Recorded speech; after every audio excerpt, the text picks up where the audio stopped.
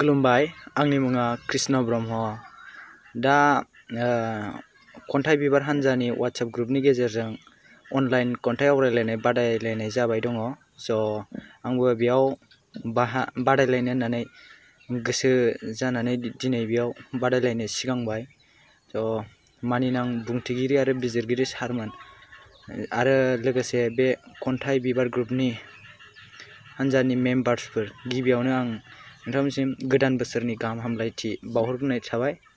आरो बे आं आवरायनाय खन्थाइयाव माबाफोर गोरोन्थि जायोब्ला गिबियावनो निमाहा बिनाय थाबाय। खन्थाइनि मुं गसाइनि माया।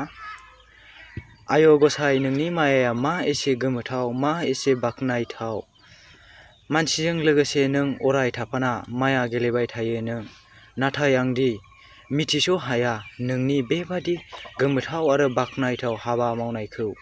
आंदि बुजिस' हाया, मानोना आं सासे सुबुंसो।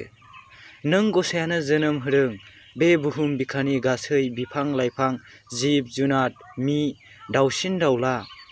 लोगोआव थाफायो नों अराय सम बयजोंबो लोगोसे। नों गसाइखौ सोर साबैसेया सिनायो नोंनि माया गेलेनायखौ। नाथाय आंथ' जेबोखौनो बुजिनो हाया नोंनि माया गेलेनायखौ। गोजोन्थों।